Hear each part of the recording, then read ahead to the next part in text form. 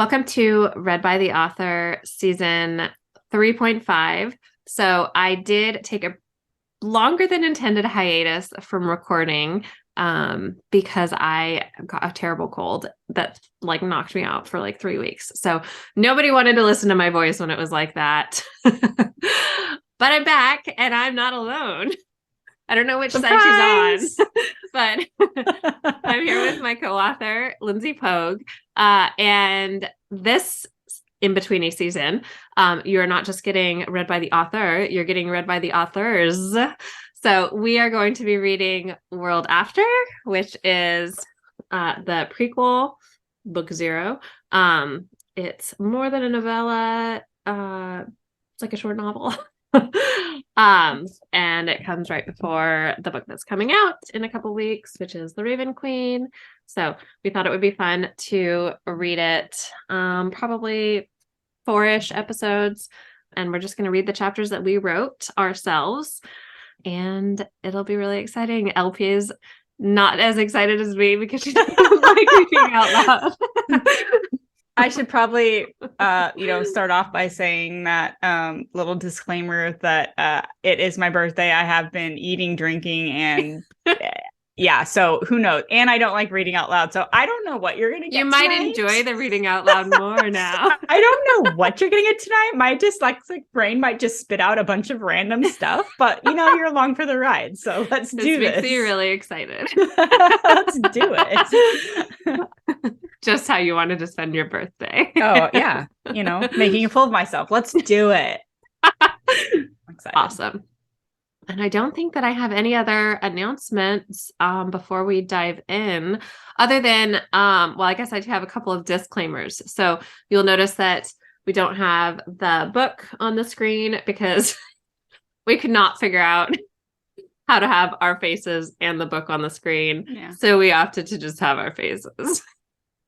Lucky you guys. So that's what you guys get. And then also we are prone to tangents. So I would say that there's probably going to be more author's notes and just little footnotes and annotations, verbal annotations during this, especially because there's both of us and we're probably going to feed off of each other. So right. You have been forewarned. Yep. So in case you are unfamiliar with the books that Lindsey and I write together, we are two different people, clearly. Some people think we're just one person who decided to put two last names. I mean, I don't know. But we write in the Ending world together. So the Ending series is the first series that we wrote. Either of us wrote. After the Ending was the first book that either of us wrote at all. And it is a post-apocalyptic survival romance. It's got a little bit of everything, that you might expect to happen at the end of the world. Yep. Plus superpowers. Yep. So then the Ending Legacy, which World After is the prequel to, and then The Raven Queen is the first book of, it takes place 300 years later. So we wrote World After and The Raven Queen to hopefully be accessible to people who have not read the Ending series. So it does have some Easter eggs and some little mentions. There's a character from the original series, which probably doesn't make sense because it's 300 years later, but you'll understand when you get into it. But other than that, it is perfectly accessible to people who are unfamiliar with the Ending series. And it is not post-apocalyptic. It is dystopian fantasy romance. It definitely has a very historical fantasy vibe, even though it's 300 years in the future. So we really switched up the genres here when we made this spinoff. So we did just like to keep people on their toes. But I think it's worth saying that when we started writing the Ending series, we kind of knew we were going to write this series because of this one of the specific characters that's in this. We already were questioning, what are we going to do with this character moving forward? And so we definitely always knew we were going to do something like this, and this is what it turned into. Yeah, we definitely had thoughts. Yeah. So shall we begin the story? We shall. So You write Del, I write Finn. The prologue is neither of them. We should probably say that. Correct. That is so correct. It's not confusing. I'm going to Yes. read that because that is a character that I wrote, but it is not Finn. So anyways. Yes. And here I go. Ready? Yes. Prologue. 285 AE. Campfire smoke drifted through the crisp morning air, and the livestock began to stir in their pens. Soon the village would be bustling, marking the start of another day that would meld into the next until it was no longer worth keeping track. Usually, I craved the pre-dawn quiet, but with every briny breeze and wave crashing beyond the forest cliffs, I thought of them. It felt like a lifetime ago, and I left the sound of the distant waterfalls let me back up. And if I let the sound of the distant waterfalls fill my ears, I thought of her and of us. This was the life she'd wanted, simple and hidden away with nothing but the old California coast stretching out for miles each way. Even if the memories felt hazy as the years continued to pass, I still ached every time I remembered life from before. With a reluctant sigh, I pushed the memories away and peered through the ferns and redwoods deeper into the forest. These people were my concern now, my promise, not the ghosts of the past, and the longer the forest remained silent around me, the tighter the tension coiled in my gut. The hunting party was 2 days late returning, and while Finn and Beast were the best hunters we had, Finn was also only 19, and he was our most impulsive and stubborn hunter too. Sorry, I'm interrupting. I don't know why, but I totally forgot how young he was in this. I think I'm so used to like the Raven Queen Finn now. Yeah. He's just 10 years rewind. Yeah. I know, it's funny. It's going to be interesting to read Finn when he's young. Okay. Sorry, I'll start over. No, it's fine. The hunting party was 2 days late returning, and while Finn and Beast were the best hunters we had, Finn was also only 19, and he was our most impulsive and stubborn hunter too. I hoped he hadn't decided to go off course. Like most of the villagers, he lived a sheltered life in the thick of the trees, where the Pacific Ocean met the towering redwoods jutting from the cliffs. To Finn and everyone else who lived in the village, Harrodson, the dangers of nearby Corvo City, and even the Corvo Queen were little more than a watered-down cautionary tale that spanned the centuries, musings of power-hungry manipulators that shaped the decaying world into the rural, lonely, and haunted place it had become. Finn hadn't lived through war and famine, and his heart wasn't hardened by the loss of everything he held dear. I feel like this is unintentional foreshadowing. I know.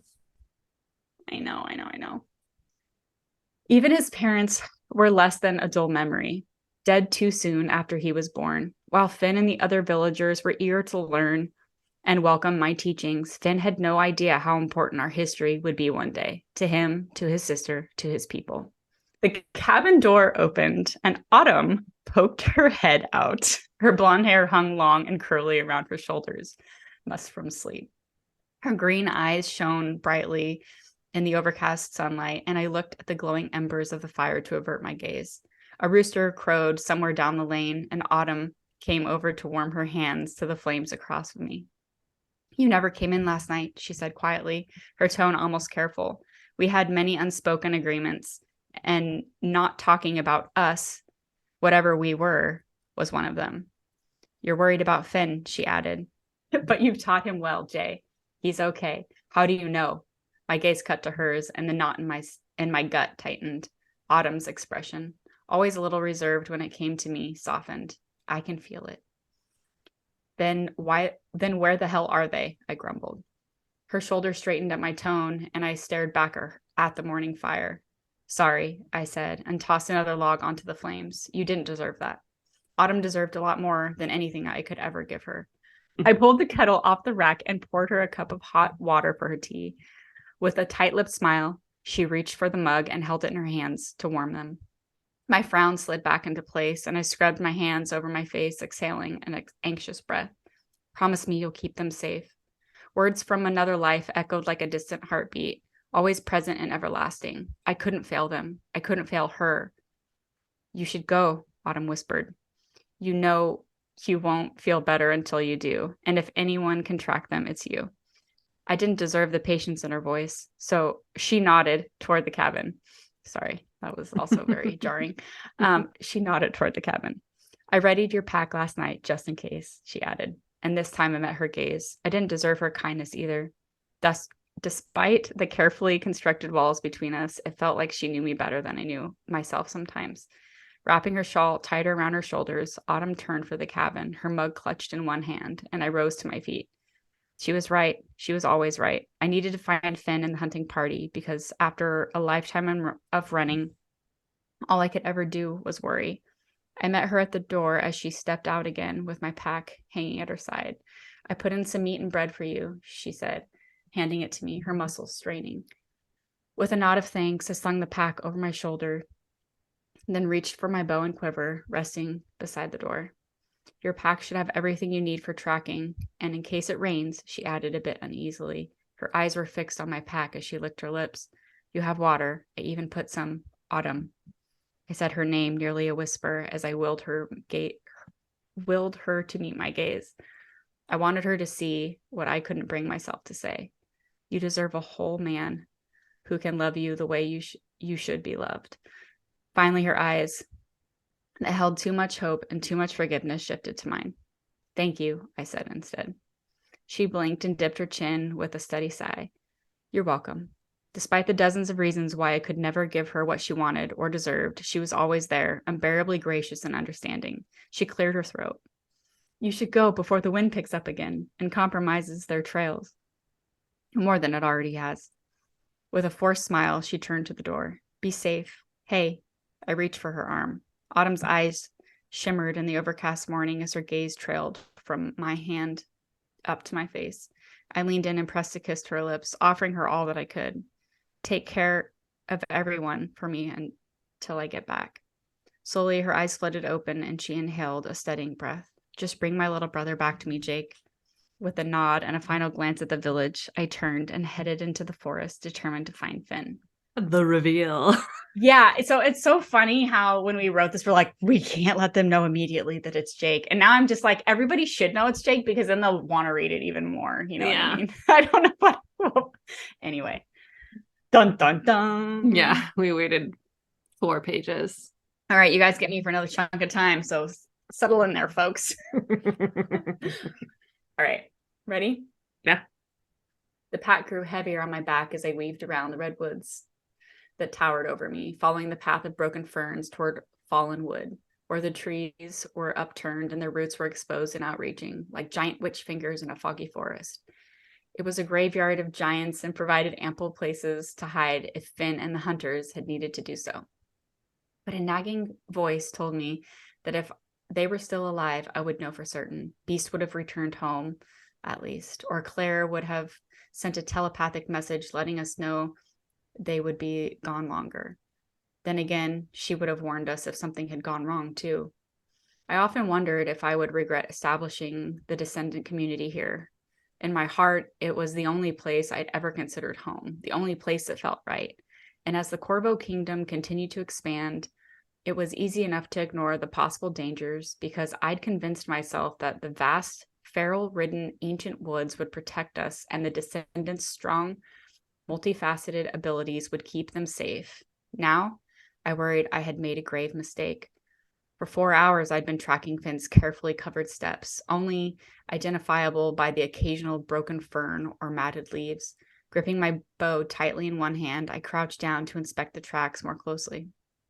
There were no footsteps or discarded debris.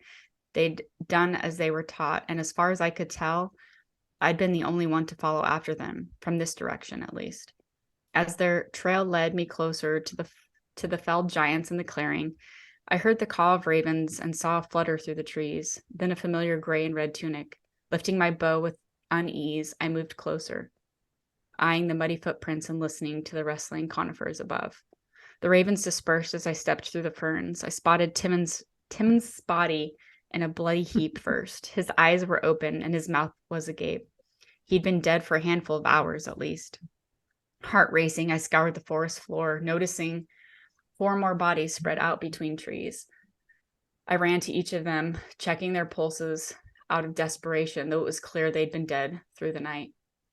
Claire, Bud, Chuck, Dallas, all of them had holes seared through their chests, not the result of a feral ambush with knives and spears. The wounds were too sophisticated, too precise for a horde of crazies, and the footprints in the moist earth were thick-soled and uniform, every tread matching the next. These innocent hunters were killed by well-trained, ability-wielding soldiers that were too far from Corvo City to have been here for any reason other than one. They were looking for something. I suppressed the urge to call for Finn as I rose to my feet, my gaze darting through the trees. A predatory yowl echoed, and I spun around. A cougar stood at the top of the boulder, his tail lashing anxiously behind him. Beast, I rasped. And another wave of dread washed over me. Where is he? The cougar's ears laid back, and he lifted his muzzle to the air as if he were sniffing for danger, and yelled again.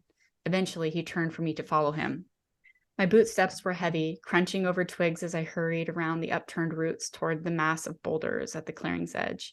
Beast jumped down from one boulder to the next until he landed on the ground with a thud and trotted toward a thicket that butted up to the boulder's base. Finn was crumpled in the brush. His tan tunic was dirty and torn, but unlike the others, he wasn't covered in blood, and there was no hole in his chest. Only cuts and bruises darkened his face and hands, and I dropped to my knees beside him. Finn, I choked. My pack fell to the ground with a thunk. He was unconscious, but he was alive. Finn, I snapped more urgently. Beast paced behind me, his tail lashing through the air as he growled with unease. Finn, I bit out and shook him awake. Wake up, damn it. Slowly, his eyelids flitted open and my breath caught in my throat. His eyes were the same brilliant green as his sister's, and I allowed myself a sigh of relief. What happened? I asked, my voice low and calmer as the panic subsided a little. He blinked. What? His eyes rounded as his memories fell back into place, and he nearly shot to his feet. They were here, the Rangers. Horror filled Finn's eyes. Oh my goodness. Horror filled Finn's eyes. They had a null with them, stronger than me. I couldn't detect their abilities until he shook his head in disbelief. They surrounded us. They got Dallas first, and then... Slow down, Finn, I told him. Take a breath. But Finn was running toward Claire's body before I could stop him. No, he murmured, stumbling the last few steps. We weren't doing anything wrong. His voice cracked as he knelt beside his best friend's body. They didn't have to hurt us. We were just hunting. We were on the trail, like you said. I was going to go a different way, but you told me not to. I know, kid, I said, crouching down beside him. I gripped his shoulders and made him look at me. This is what they do. It's what they've always done, but not for sport. There were always reasons for the Queen's Rangers to seek us out, rational or not. What did they want, Finn? What were they looking for? The village, 100 people strong, was in danger. His eyes welled with tears as he glanced from one fallen friend to the next. Who? The crease in my brow deepened. What? Finn blinked at me, blurry-eyed. Not what were they looking for, he said more forcefully. Who? I leaned back as his words sank in. I knew the answer before he said it. You, Jake. They were looking for you. Blood-boiling hatred and white-knuckled fear flooded through me at once.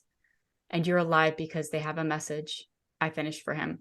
Finn nodded as a vacant expression filled his face, like he was still trying to catch up to all that had happened. Or maybe he was finally starting to understand everything I'd been trying to explain all of these years.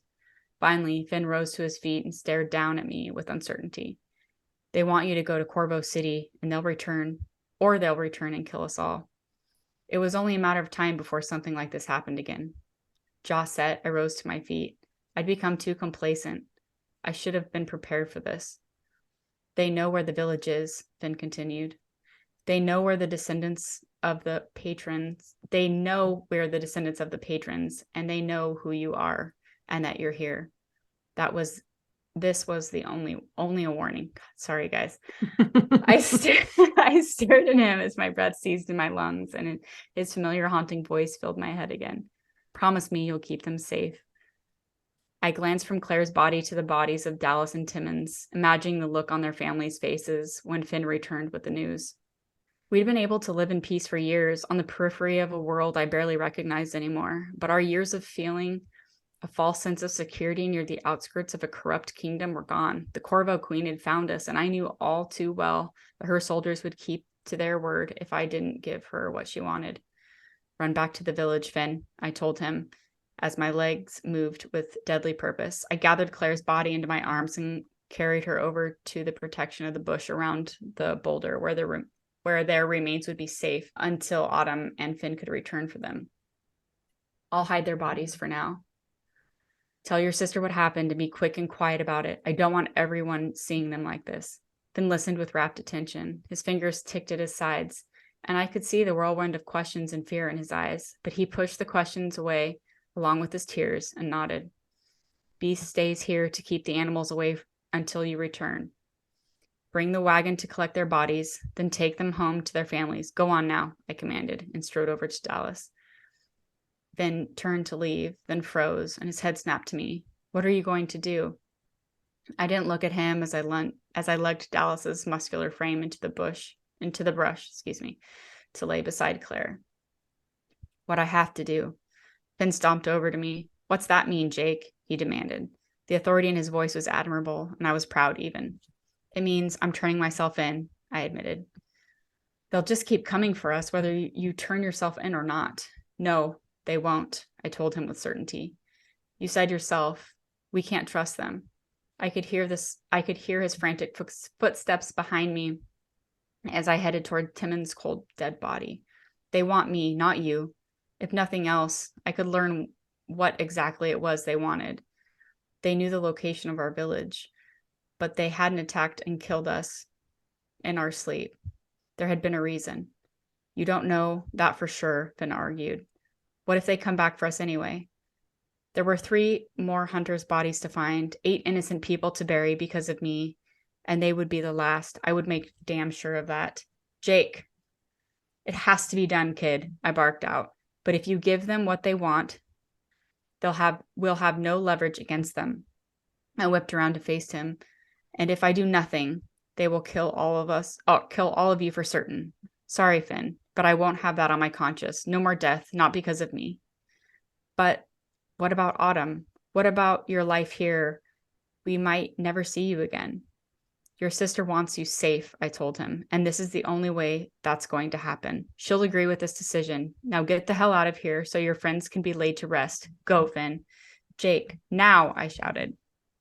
My chest heaved and my heart ached as I realized he was right about one thing. This might be the last time I ever saw him. It would likely be the last time I ever stepped foot in this forest again. Finn's eyes narrowed, and he lifted his chin defiantly. He was a good kid, a good man. Great, even. But he was stubborn, and I saw the wheels turning behind those expressive eyes of his. It's the only option, I told him more calmly. I'm not watching all of you die because of me. No more will be said about it. Finn's nostrils flared, and he squared his shoulders. His eyes did not ball into fists, guys. His hands did, though. His hands balling into fists at his sides. Then finally, he forced himself to walk away. Finn, I growled. He paused but didn't look back at me. Take care of your sister for me. My heart was a sledgehammer in my chest as I waited for him to say something that meant he didn't hate me, or at least that he wouldn't hate me forever. The last thing I wanted was to leave him, the way so many people in his life had, but I had no choice. I worried his acknowledgement wouldn't come until finally he said, I will. He stalked into the trees without bothering to look back. Dun, dun, dun. And so we began. Sad. Yeah. What an opening. Too bad I didn't have all the voices that you have to go into the chapters. We'll see. I'm probably rusty now. It's been like a month. And I've never done these characters. Let's see how it goes, folks. Yeah, so I get to be Sid in this chapter. Excited. 1. Del. Nerves fluttering, I held my breath as I pulled the heavy door to the vault open on silent hinges. I exhaled my relief, grateful I hadn't disturbed the quiet of the sleeping castle with my midnight sneaking.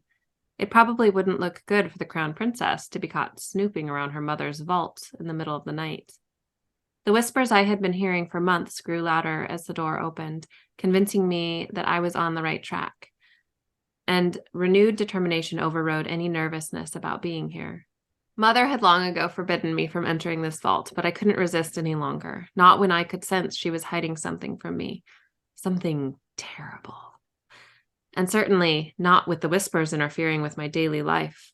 Much longer, and I feared they would drive me insane.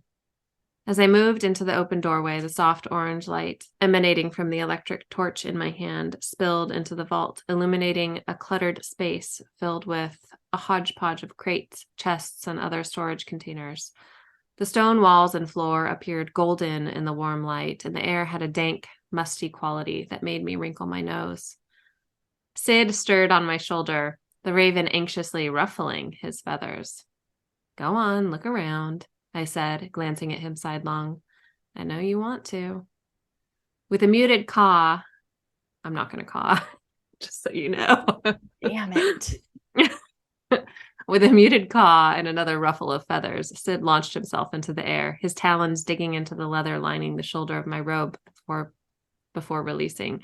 Author's note, I will say I love Dell's clothing, and I loved like coming up with her clothing, like the things that she wears. I feel like they're very kind of unique in terms of like fantasy worlds and stuff, because all of her clothing is designed for the fact that she has a raven around with her all the time. Especially in the next book. I love her clothes in The Raven Queen. Ooh, that's that one scene I just love so much. I tilted my head away from him, but it was never truly possible to avoid the brush of his onyx wings. I watched him soar around the vault, appreciating the graceful swerve and sway of his flight. Obsidian, Sid, as I called him, and I couldn't actually speak to one another, at least not in the same way some telepaths could communicate with non-human creatures, but we understood each other well enough. As a raven, he was one of the few types of birds that could mimic human speech, which helped. He had been my companion since birth, when he was little more than a fledgling. Such was the tradition in my family, established nearly 2 centuries ago with the dawn of the Corvo dynasty. Over the 18 years that Sid and I had been together, we had developed our own form of communication. I supposed my ability helped. I belonged in the empath class, as had all crown princesses and queens of the Corvo dynasty before me.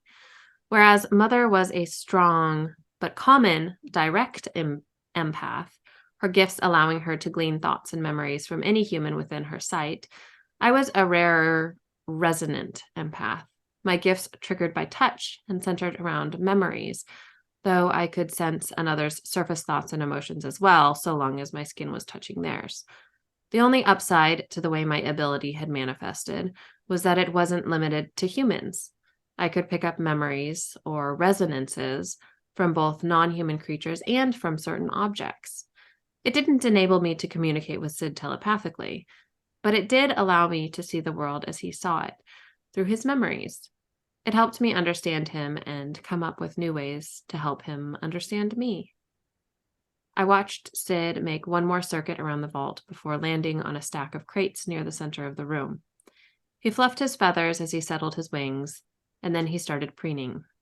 Smirking, I shook my head and turned away from him. Silly bird. I reached for the door handle and pulled it toward me, easing the heavy door shut.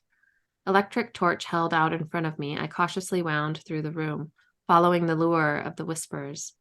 They stemmed from a resonance, the strongest I had ever felt. It lingered longer than any had before, almost seeming to have a mind of its own. The vault wasn't nearly as grand or mysterious as I imagined, more like a glorified storage room than the trove of treasures I constructed in my mind.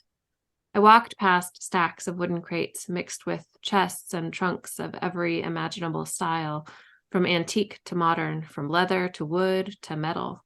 Steamer trunks had been stored beside hope chests, museum crates beside rusted footlockers.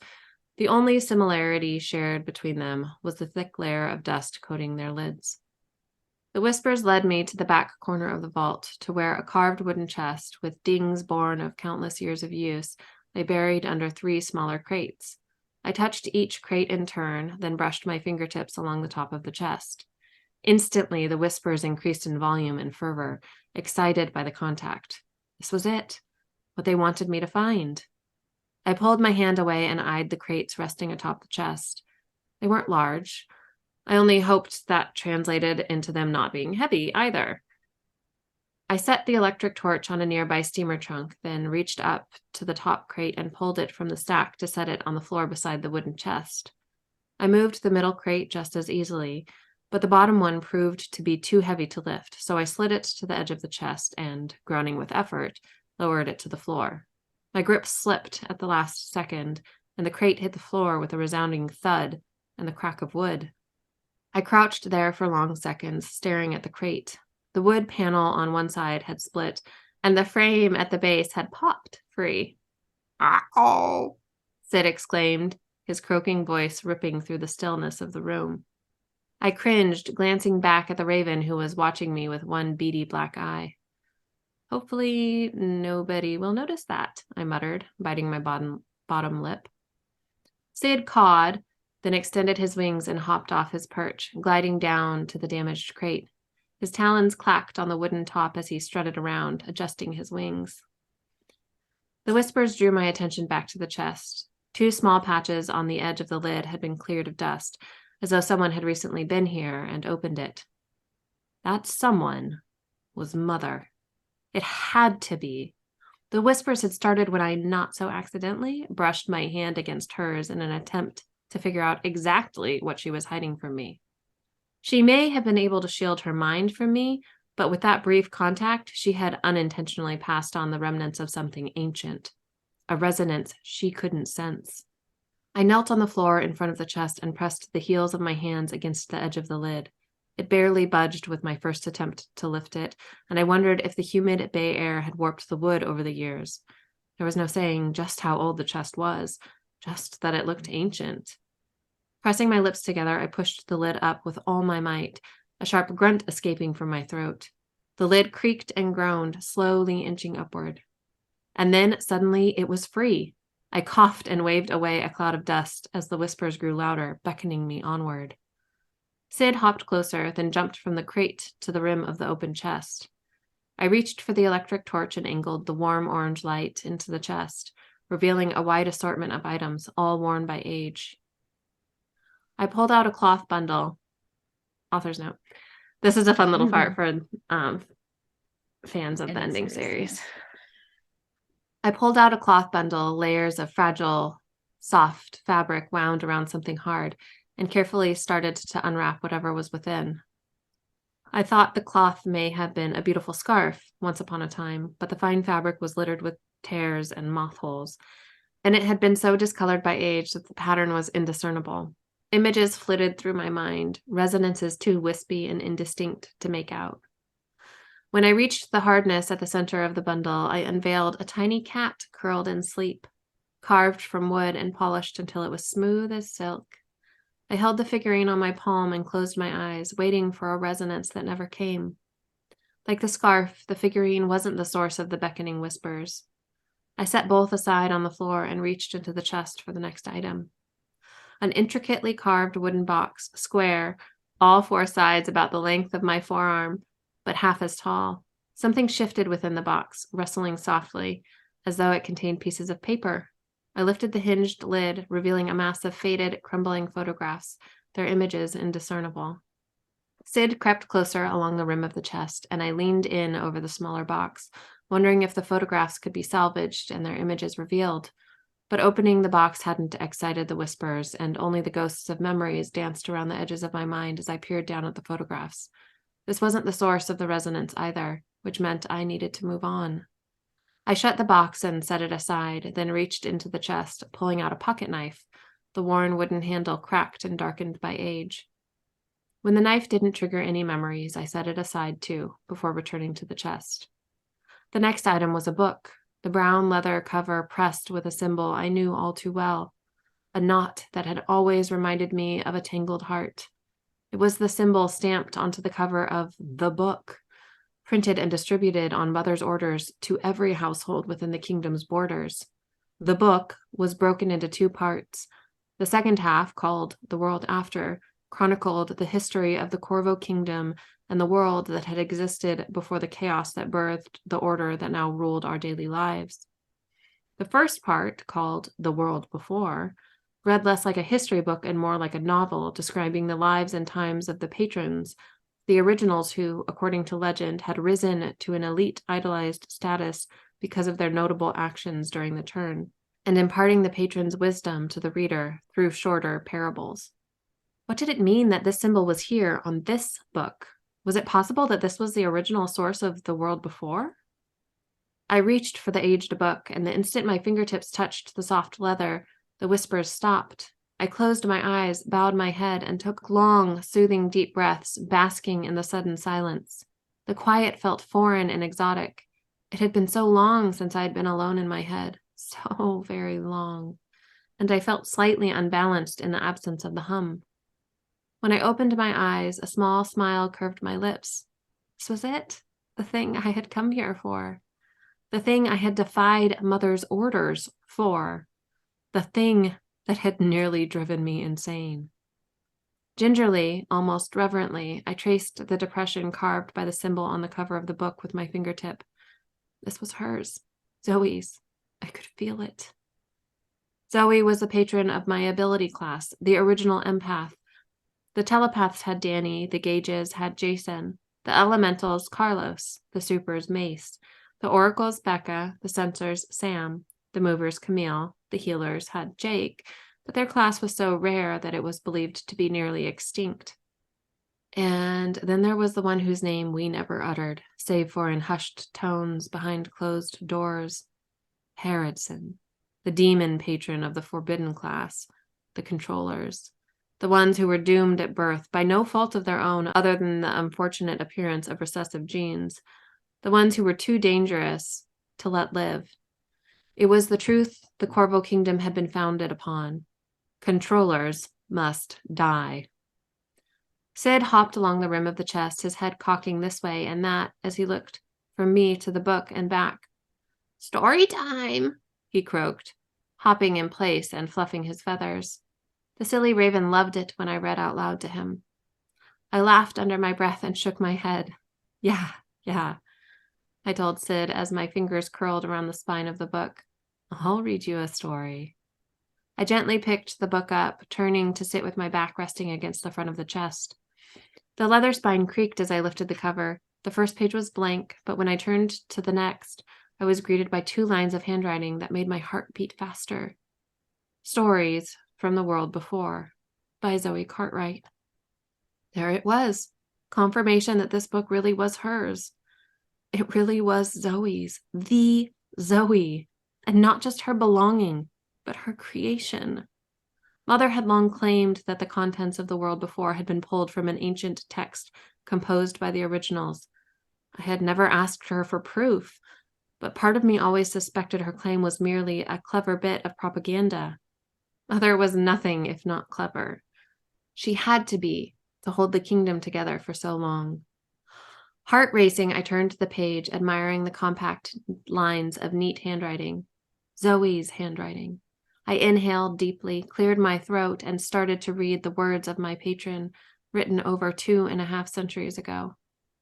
So, author's note, if you have read the ending series all the way through to World Before, which is like the final little story collection. Yeah, story collection in the series. So it's like the main series is over at that point, but there's like additional stories.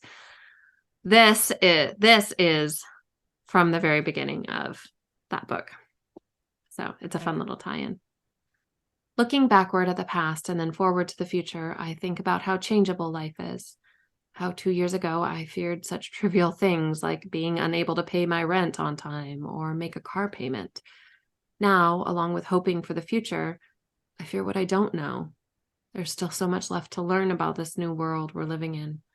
In many ways, I fear my ability because there's still so much to learn about the people around me, too. The words faded away as I continued to read, and flashes of memories filled my mind. Page after page, those flashes stretched out into moments, into scenes, into lifetimes. I was a teenage boy, experiencing the prolonged illness and death of a much-beloved sister. I was a middle-aged man, a teacher, taking a chance on love after a heartbreaking loss. I was a young man making the difficult decision to leave my family behind and join the military. I was a mother forced into servitude and made to do terrible things in order to protect my family. I was a young woman trying and failing to save her abused mother. I was a fierce mother of twins experiencing the greatest heartbreak known to mankind, the death of my children. I was a couple of teenage girls taking one last road trip together before saying goodbye and going our separate ways. I was a young man struggling to tell the girl I loved how I felt. In a flash, I was me again, reading Zoe's words from the aged pages of the book. Sid was perched on my shoulder, his head tucked against his wing, and his eyes were closed. Not wanting to disturb his slumber, I read on in silence. I've seen the terrifying secret Becca has been keeping from us. I can barely fathom it, let alone find the words to describe it. Things are changing. The future of humankind is so uncertain. Tears burn my eyes. I have to write it down, get it out of me somehow, even if I can't tell anyone. I need to find Becca so she can explain what it is I saw. I need her to explain the insanity I witnessed. In the dream, I saw. The sentence cut off prematurely. Brow furrowing, I turned the page, expecting to find more writing or at least an explanation for the abrupt ending to the previous section. But there was nothing. A quick search of the remaining pages revealed that the rest of the book was blank. I returned to the final entry, studying the last line. In the dream, I saw. Rereading Zoe's final words sent a chill cascading down my spine. I raised my eyes from the page, staring past the crates to the stone wall beyond, like it might reveal the secrets Zoe was hiding. What had she been about to write? What had she seen? What insanity? I couldn't help but wonder if she had caught a glimpse of this world, as it was now, of my world. It was so different from hers, just as her world was so different from what I had been told. I could see the similarities between Zoe's account of the world before and the stories in the book. The resemblance was close enough to tell me Mother had pulled them from Zoe's journal, but she had warped the words, twisted the stories, molding the truth into something that would serve her purposes, that would promote her purest ideals and keep her people docile, that would keep her kingdom strong, the iron fist with which she ruled, unbreakable. The patrons weren't saints.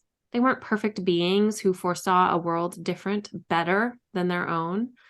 They were just like us. They were people, human beings. They had fears and memories and so many secrets.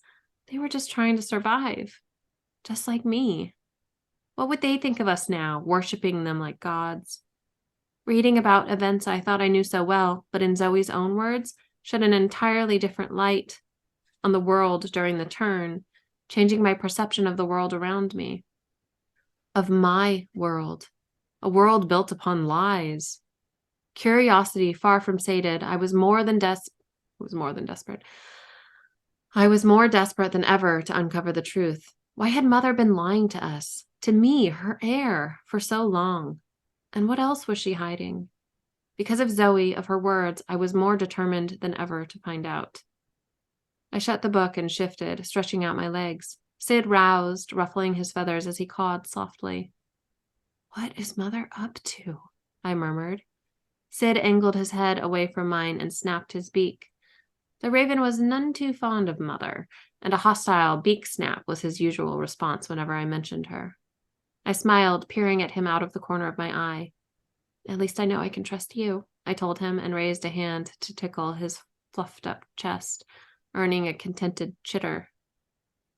Turning my attention back to the leather-bound book, I leafed through the pages, settling on one in the middle of the first story, filled with a sketch rather than handwriting. Zoe had drawn a burly-looking man sitting at a table, his forearms resting on the surface and his eyes filled with sympathy. How had she managed to imbue so much emotion into the sketch was beyond me. It was so lifelike, almost more realistic than a photograph. My gift told me this was Jake, Zoe's husband, the original healer. Ever so lightly, I traced the lines of his face with the tip of my pointer finger. Flashes of more memories flitted through my mind's eye, resonances of moments from Zoe and Jake's life together. Happy moments, tender moments, painful moments. And as quickly as it started, the shuffle of memories faded away, and I was back to staring at the sketch of a man I now felt like I knew. I had never experienced a resonance from anything so ancient as this book. I wondered if these memories were able to span the centuries because of Zoe's ability, because she had been an empath like me. A gentle chime rang out from the pendant watch hanging on a silver chain around my neck. It chimed 5 times, and my shoulders drooped. "Time's up," Sid croaked, bobbing his head like he was encouraging me to get moving. He was right. I had set the timepiece to alert me at 5 in the morning. It was just under 2 hours until sunrise, which meant less than an hour until the servants entered my room to relight the fire and the hearth before I woke. While they probably wouldn't examine my bed closely enough to realize that the slumbering lump was really just a few pillows stuffed strategically under the covers, I wasn't willing to risk it, not when I was finally making progress on my search for the truth. I bent my knees and, groaning, stood up. Sid launched himself from my shoulder, flapping his onyx wings once to give himself some lift, then coasted to stop atop a low stack of trunks nearby. I quickly returned the items I had removed from the chest, but hesitated in returning the book. "Surely nobody will notice this is missing," I murmured as I held the book over the open chest. Making up my mind, I tucked the leather-bound book under my arm and reached out with my free hand to lower the lid of the chest. When the 2 lighter crates were stacked atop it once more, I turned my attention to the damaged one. With a few grunts, I nudged the offending crate partway behind the chest, turning it slightly to hide the damage from view. I took a step back, brushing off my hands and assessing my work. Not perfect, but good enough. I retrieved the book from the chest and headed for the door. Sid cawed, then croaked, "Finders keepers." It was his way of saying I had left something behind. I turned around in time to see him gliding down to land beside the electric torch, sitting on top of a steamer trunk. I hurried back, snatched up the electric torch, and headed for the door, skimming my fingertips over a few of the storage containers as I passed to see if I could pick up any residual resonances. Everything was too benign or insignificant, and my mind's eye remained dark. Until my fingers made contact with a newer-looking metal case sitting on top of a short stack of crates near the door. I had a bird's-eye view of a room filled with stretchers, each holding a person. Some struggled against their restraints, while others were passed out cold. IVs drained blood from their arms, and red-robed individuals moved among the stretchers, changing out full blood bags for empties and depositing the full bags in the large bin of ice at the center of the room. I jerked my hand away from the case, hissing as though I had been burned. I had no idea what I had just seen. All I knew was how it had made me feel. Horrified. Who were those people, and why were they there? Wherever there was, being held against their will as they were drained of their life's blood. I wasn't willing to bury my head in the sand, ignoring the evidence that was right in front of me. Not any longer. I had to know what Mother was up to. Hand shaking, I reached for the case again, guarding my mind against the disturbing resonance. I needed to find out what else the case contained besides those mental horrors. I lifted the lid and leaned closer, peering inside. The case was filled with narrow glass vials, each tucked into an individual slot. Taking a deep breath and holding the air in my lungs, I pinched the top of one of the vials between my thumb and forefinger and pulled it free from the case. Through the clear glass, I could see the iridescent liquid filling the vial. I tilted it to the side, brow furrowing as I watched the viscous liquid slowly shift within. Without warning, a resonance invaded my mind. A man was laid out on a stretcher, strapped down as an IV drained his blood. He screamed, his body writhing and pulling against the restraints. He was so tired of this never-ending torture. He wished it would all end. Every night he dreamed of the sweet peace of death, a sweet peace he feared he would never know. The resonance ended in a blink, a mere flicker in my mind's eye, but it was enough to make my heart gallop and my blood run cold. The vial slipped from my grasp and smashed against the stone floor, glass shattering. I jumped backward to avoid the splatter. "Ah-oh," Sid croaked unhelpfully, landing beside the metal case on the crate. I gulped, my eyes widening, and licked my lips as I stared down at the mess. I had to clean it up. I couldn't leave such a glaring evidence of my intrusion, but I had no idea what the liquid was. What if it was some kind of poison? Thinking fast, I set the book and electric torch on the crate near Sid, then shrugged out of my robe and crouched near the mess. My robe was lined with a thin layer of leather to protect me from Sid's talons. I just hoped it would stand up against the shards of glass and potential poison as well. Thankfully, I was able to clean up the spill, only a residual sheen of wetness indicating that anything had happened, but I figured that would dry.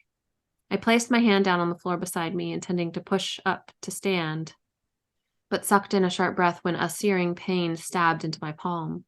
As the blood drained from my face, I raised my hand and turned it over, looking down at my palm. A small shard of glass was embedded in the heel of my hand, just below the base of my thumb, and blood trickled down my wrist and forearm.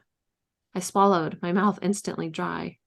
If the liquid was some kind of poison, I would know soon enough. And then something shocking happened. The glass was pushed out of my flesh like my body was rejecting it. My skin burned as the wound started to close up right before my eyes. The burning turned into an itching sensation that was almost worse than the pain. But then it stopped, and all that remained of the wound was the blood. Oh my God, I breathed. Eyes wide, I wiped my hand on the front of my nightgown, the black silk concealing the crimson blood. When I looked at my palm again, the skin was perfect, no hint of the wound, not even a scar. The liquid in the vials was no poison. Quite the opposite, in fact. It seemed to be some sort of miracle elixir. But how could such a thing exist? As wondrous as it seemed, I couldn't shake the horror of the resonance. The elixir was a creation born of terrible pain and suffering. Of that I had no doubt. But where was this happening? And how? Why? There were still so many questions. Too many questions. I needed to find out more before I confronted Mother about the horrifying truth. Flustered by my discovery, I picked up the stray piece of glass, tucked it into the safety of the bundled-up robe, and stood. I held out my forearm for Sid, and as he climbed up onto my shoulder, his talons digging painfully into my skin, I shut the metal case. After retrieving the leather-bound book and the electric torch, I brushed to the door. I gave the vault one final scan, making sure nothing looked overtly out of place, then pushed the heavy door open and slipped out into the dark hallway before turning to ease the door shut. "Go, Sid," I said, craning my neck to peer at the raven on my shoulder. "Scout ahead. Make sure the way is clear." He didn't actually understand all of those words, but he knew the base commands, go and scout. I hissed in pain as Sid launched himself from my shoulder, his sharp talons cutting deep, but the adrenaline coursing through my blood from the discovery insulated me from the worst of the pain. I watched him fly up the hallway, wings flapping silently, and vanish around the corner. If he snapped his beak when he returned to me, the way wasn't clear. I followed, steps slowed by the necessity for silence. Sid returned as I neared the corner, and I tilted my head to the side, gritting my teeth to brace for the pain his landing would bring. Once Sid was settled, no snap of his beak, I made my way around the corner, heading for the floor-to-ceiling portrait of a red-haired woman posing regally with a German shepherd. It was supposed to be Danny, the Danny, patron of the telepaths, but thanks to the memories I had seen while reading Zoe's book, I now knew the resemblance was weak, the hair not even the right shade of red. The ink sketches within Zoe's journal captured Danny's true likeness much better. I reached for the side of the gilded frame, finding the trick notch and depressing it. After a quick, furtive glance first up the hallway, then back down the way we had come, I pulled the frame away from the wall and slipped into the hidden passage concealed behind it. Blowing out a breath, I pulled the painting back into place and took a moment to regain my bearings. So much had happened over the course of the night. So much had changed. I had been suspicious of Mother for a while, but now I had hard evidence that she was involved in something truly vile.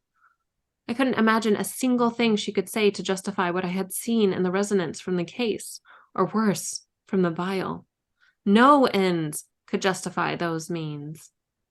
The tears of pain that lingered on the brims of my eyelids transformed, bittering to tears of sorrow and anger, of rage. How could she do this? My own mother. How?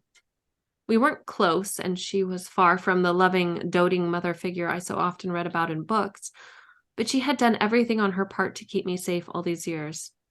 I was her final surviving daughter of 4. In my heart, that protectiveness had counted for something.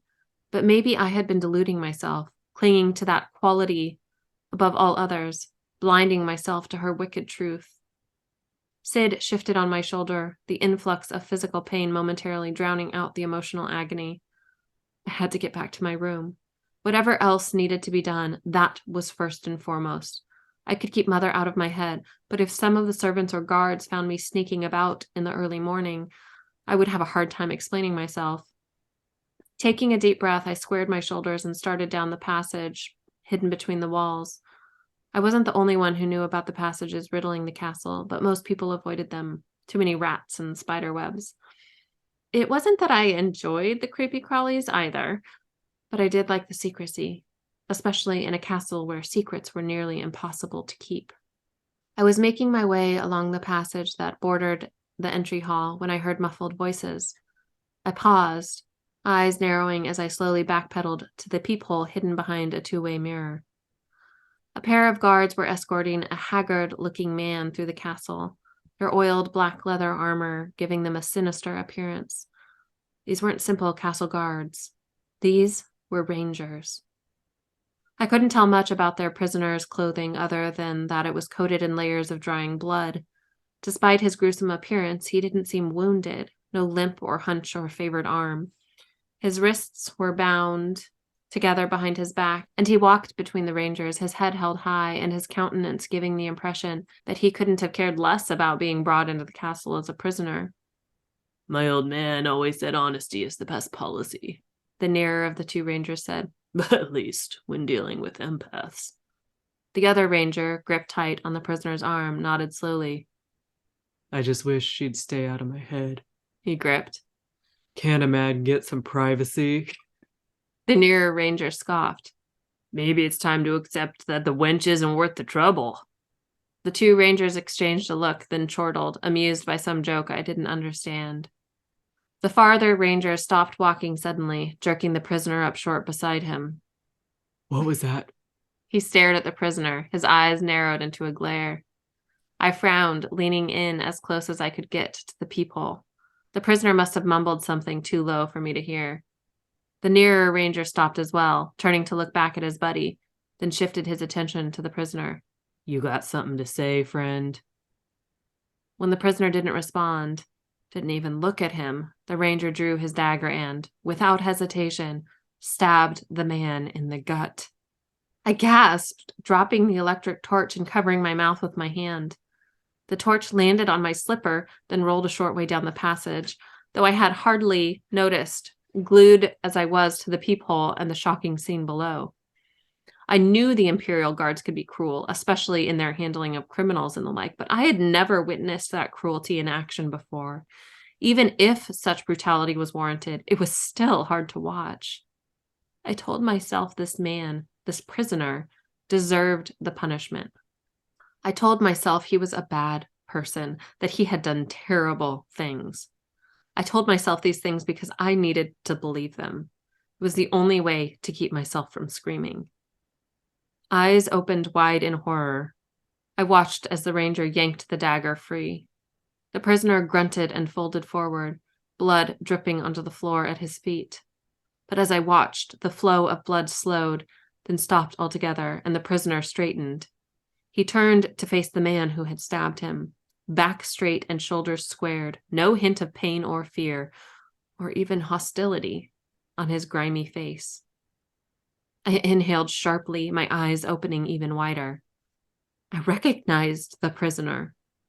Not because I had seen him before, at least, not with my own eyes, but in resonance after resonance, I had seen him through Zoe's. A name escaped from my lips, the ghost of a whisper. Jake. I love how close you get.